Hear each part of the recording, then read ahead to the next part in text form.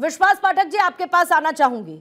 मुझे ये बताइए कि आपकी केंद्र सरकार हिंदी को प्रमुख भाषा के तौर पर तमाम स्टेट्स में लागू करना चाहती है। स्टालिन उधर विरोध कर रहे हैं, इधर राज ठाकरे का अपना विरोध हो रहा है। तो मुझे ये बताइए कि अगर भाषाई विविधता की आप बात करते हैं, आप एक राष्ट्र श्रेष्ठ भारत की बात करते हैं, तो ऐसे में हिंदी को थोपने की कोशिश आपकी सरकार क्यों कर रही है?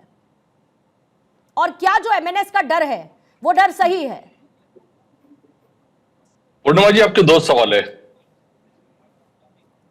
पहले मैं एमएनएस के बारे में कहना चाहूंगा। एमएनएस गत करीब करीब 20 साल से अस्तित्व में है और शुरू से वो एक कंफ्यूज पार्टी है। कथनी और कथनी में उनका अंतर है, तो उनकी ये मजबूरी है इस प्रकार का स्टैंड लेना चाहिए।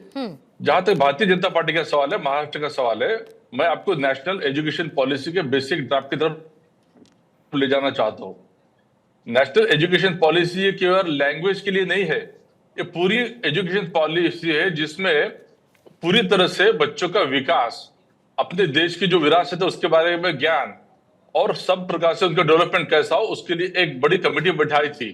देखिए, नेशनल एजुकेशन पॉलिसी कैसी हो ये राजनीतिक नेता या राजनीतिक पार्टियां नहीं बता सकती है, वो एक्सपर्ट्स का काम है। ये एक्सपर्ट्स द्वारा लाई हुई, after debating a lot, national education policy आई है। ये पॉलिसी लैंग्वेज के बारे में क्या है? लैंग्वेज उसमें से एक चैप्टर है। लैंग्वेज में बारे में कहती है कि त्रिभाषा के लिए आप महत्व दो, बच्चों को शुरू में त्रिभाषा के ऊपर महत्व दो।